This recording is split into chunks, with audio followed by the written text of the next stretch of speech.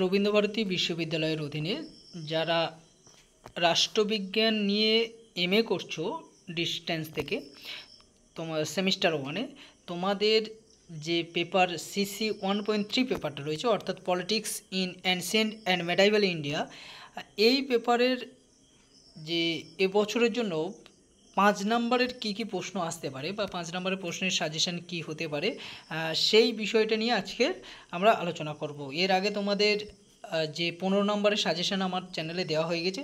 তোমাদের এই লাস্ট মিনিটের জন্য, মানে শেষ মুহূর্তের জন্য আমি তোমাদের 5 নম্বরে যে প্রশ্নগুলো হতে পারে তার একটা সম্ভাব্য সাজেশন দিচ্ছি, তোমরা দেখে নাও। তোমাদের জন্য রেখেছি যে প্রশ্নগুলো, তার ফার্স্ট প্রশ্ন হচ্ছে examine the brief the place of religion in the theocratic state of medieval India. পরের প্রশ্ন, briefly state the relation between religion and state in ancient India. পরের প্রশ্ন, explicate two principal tenets of the Varna system in Vedic age. পরের প্রশ্ন, why is Kautilya called the Machiavelli of India? Why is Kautilya called the Machiavelli of India? পরের প্রশ্ন, what is Yojana? What is Yojana? পরের প্রশ্ন, politics of Mahabharat. Politics of Mahabharat.